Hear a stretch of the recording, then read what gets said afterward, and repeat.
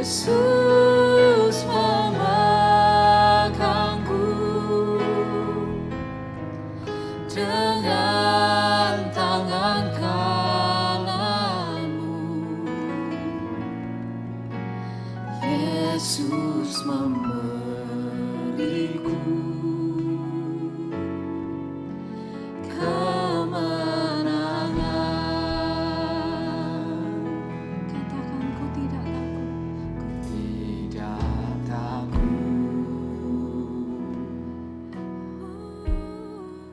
sebab Kau besertaku,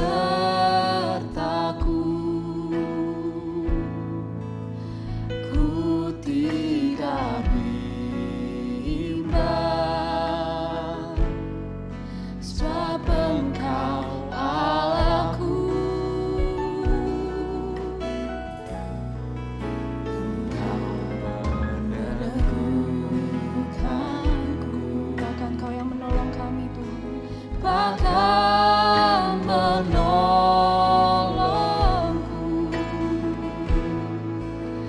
Kau batu karangku, Yesus Tuhan, Yesus Tuhan.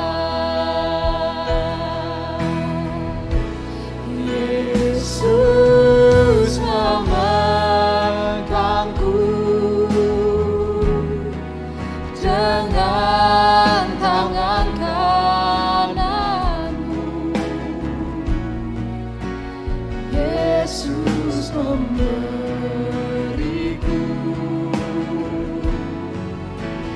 kemenangan. Yesus memegangku dengan tangan kananmu. Yesus memberiku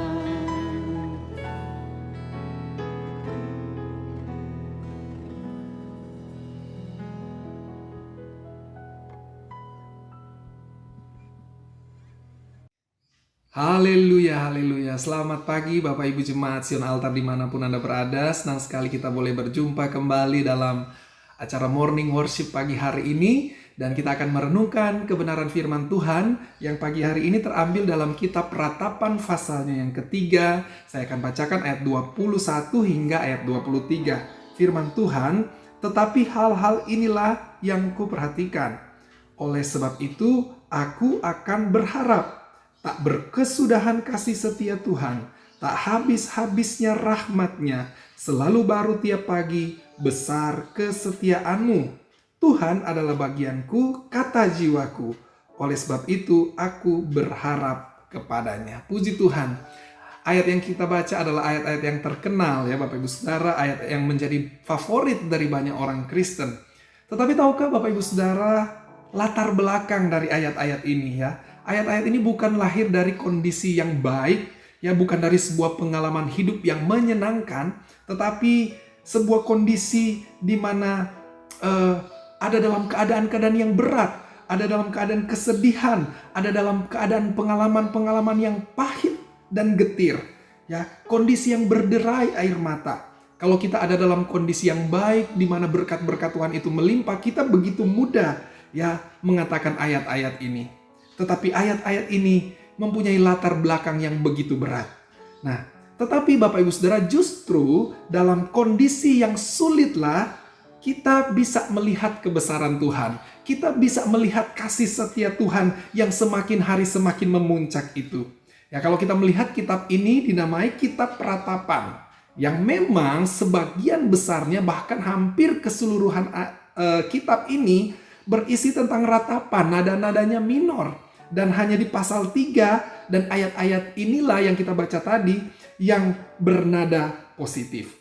Ya. Karena memang saat itu keadaan bangsa Israel atau bangsa Yehuda, umat-umat Tuhan berada dalam keadaan yang tidak baik. Mereka ada dalam keadaan yang amburadul. Ya, mereka kehilangan segala-galanya. Tanah perjanjian yang diwarisi kepada mereka diambil. Ya. Kota Yerusalem diluluh lantahkan, bahkan bait suci yang menjadi kebanggaan mereka saat itu rata dengan tanah Bapak Ibu Saudara.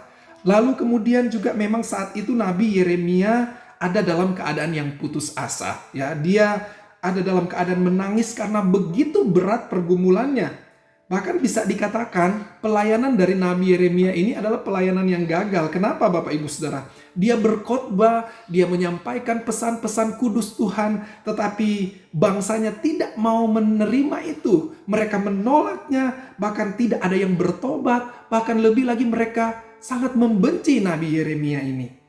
Nah, bahkan Yeremia menjadi alat peraganya Tuhan untuk menyampaikan pesannya, yang membawa kepada satu konsekuensi bahwa Nabi Yeremia ini tidak boleh menikah. Sungguh pribadi yang bergumul Bapak Ibu Saudara. Bangsanya hancur, dia juga pribadi yang bergumul, dan itulah situasi dari ayat-ayat yang kita baca pada pagi hari ini.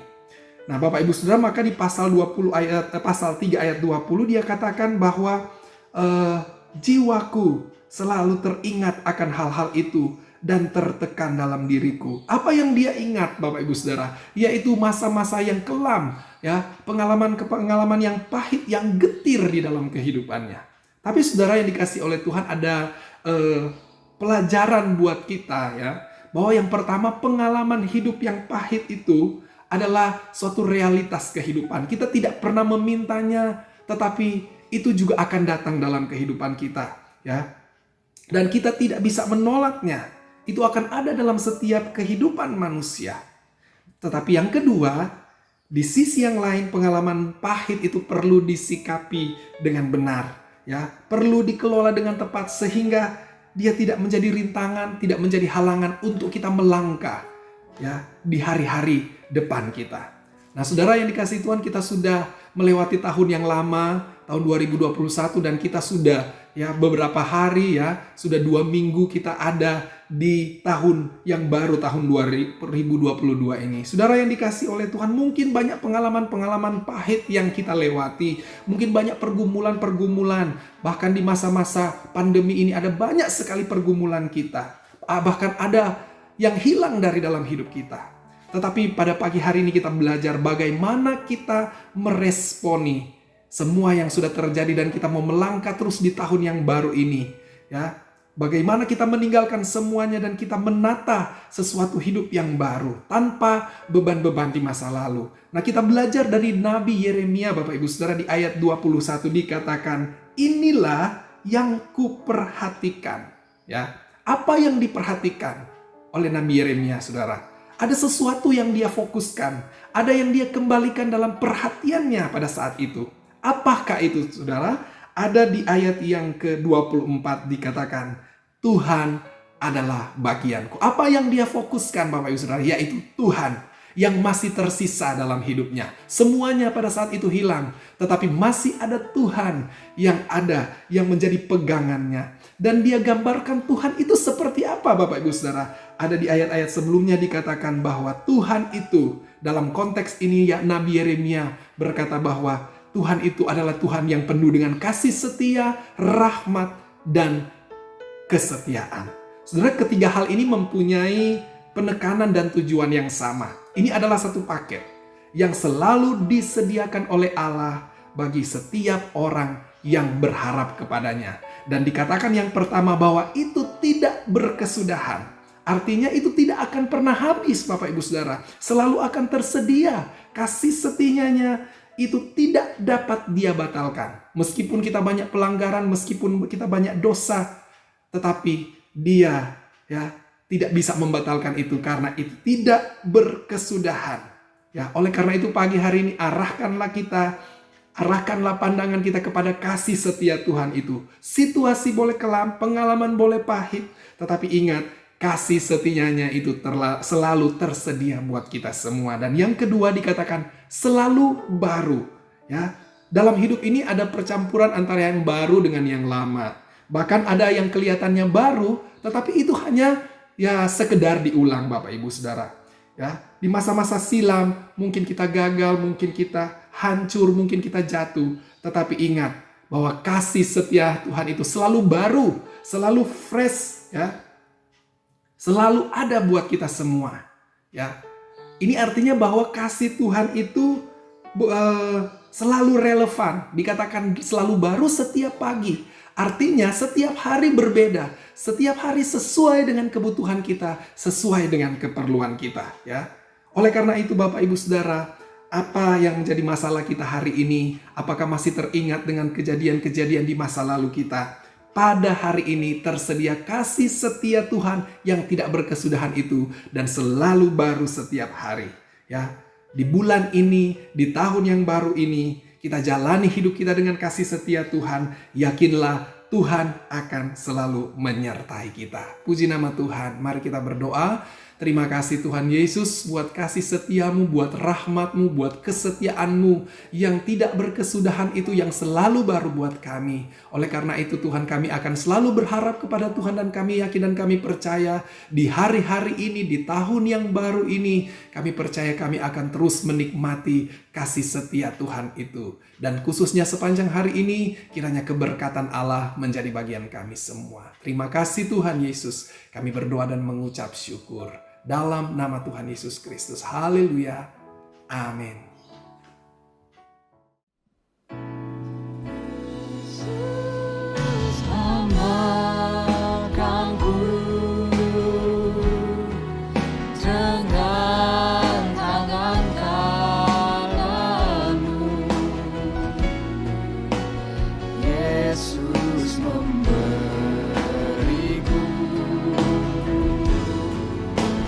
kemenangan.